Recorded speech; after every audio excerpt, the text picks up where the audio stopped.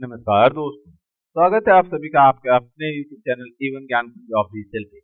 आज के इस वीडियो में मैं लाया हूँ जीके के इम्पोर्टेंट क्वेश्चन जो कि एग्जाम में बार बार पूछे जाते हैं और एग्जाम के अति महत्वपूर्ण प्रश्न हैं। तो चलिए शुरू करते हैं आज का प्रश्न।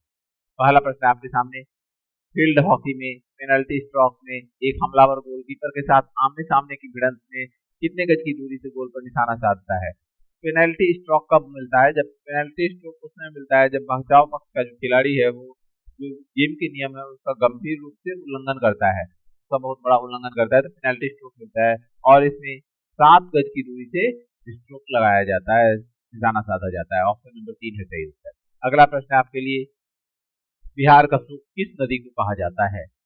तो बिहार का सूप कहलाता है कोसी नदी। क्यों कहलाता है? क्योंकि इस नदी से बार बार बाढ़ की स्थिति उत्पन्न होती है, बाढ़ आता है उत्तरी बिहार के बहुत बड़े इलाके में इस नदी के कारण। अगला प्रश्न ये रहा, भारत की जनगणना 2011 के अनुसार केंद्र शासित प्रदेश पुडुचेरी में लिंगानुपात क्या दर्ज किया गया था? पुडुचेरी का लिंगानुपात बताना है। तो इसका जो सही उत्तर होगा वो क्या होगा? वो होगा 1037 महिलाएं प्रति 1000 पुरुष।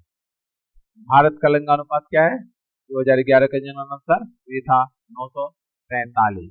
सबसे अधिक लिंगानुपात वाला जो केंद्र शासित प्रदेश या राज्य कहें तो वो कौन सा है? पुडुचेरी ही है। और सबसे कम लिंगानुपात वाला केंद्र शासित प्रदेश दमन था उस समय 2011 में।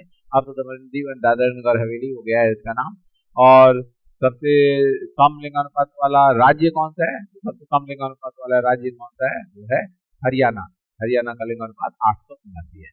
अगला प्रश्न ये रहा, येलो लाइन का पहला भूमिगत खंड विश्वविद्यालय कश्मीरी गेट नई दिल्ली में किस वर्ष खोला गया था?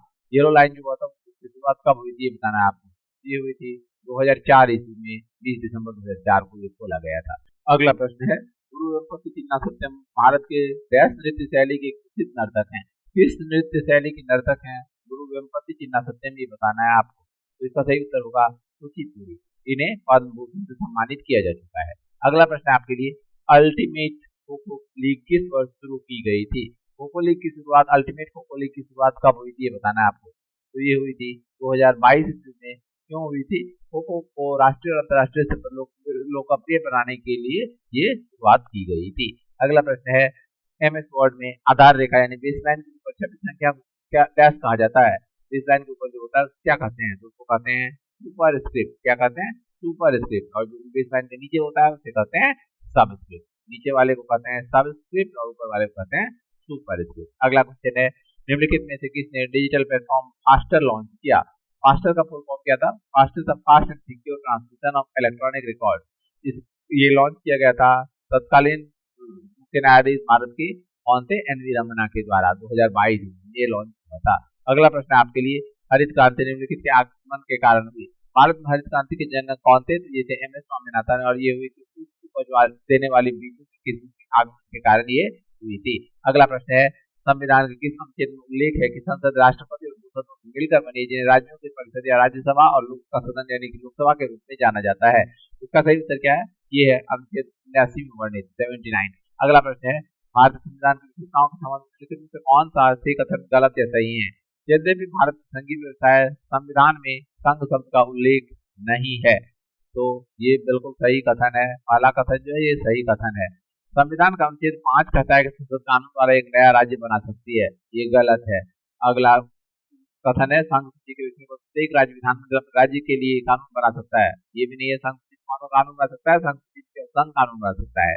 संसद और राज्य विधानमंडल दोनों संबंधित के विषय पर कानून पारित कर सकते हैं, ये भी सही है। क्वेश्चन क्या पूछ रहा है कि कौन सा कथन गलत है? गलत बताना है। कथन गलत कौन सा हुआ? दूसरा कथन और तीसरा कथन गलत है। हमारा उत्तर हो जाएगा ऑप्शन नंबर 2। अगला प्रश्न आपके लिए, ख्याल और ध्रुपद धमाल शैलियों की रचनाएं किस घराने के अंतर्गत आती है? तो ये जो मिश्रित घराना है, मिश्रित शैली है, ये आती है आगरा घराने के अंतर्गत। आगरा घराने के अंतर्गत इस स्वर और लय ताल का विशेष ख्याल रखा जाता है।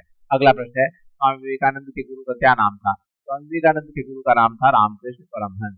इनसे स्वामी विवेकानंद बहुत ही ज्यादा प्रभावित हुए थे। अगला प्रश्न है आपके लिए, भारतीय संविधान डैश को लागू हुआ और इसे गणतंत्र दिवस के रूप में मनाया जाता है? गणतंत्र दिवस का मनाया जाता है 26 जनवरी को मनाया जाता है, 26 जनवरी को।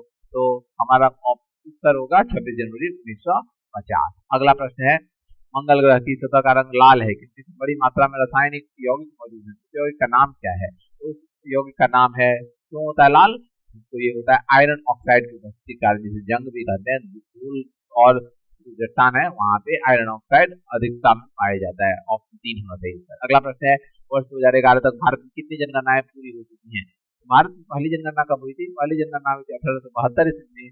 उसके बाद 1881 ईस्वी से रेगुलर इंटरवल एक 10 साल पे जनगणना होने लगी, और 2011 की जनगणना जो थी वो थी 15वीं जनगणना।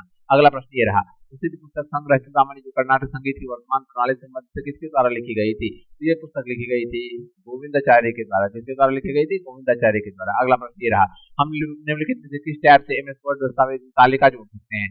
तो तालिका यानी कि टेबल कौन से टैब से जोड़ सकते हैं ये बताना है आपको। टेबल जोड़ा जा सकता है इंसर्ट टैब के द्वारा। ऑप्शन नंबर 3 है सही उत्तर। अगला प्रश्न है, इस पाल शासक ने अस्थायी तौर पर कन्नौज पर कब्जा कर लिया था। आपको बताना है कि धर्मपाल, गोपाल, हरपाल और देवपाल में से किसने अस्थायी तौर पर कन्नौज पर कब्जा कर लिया था?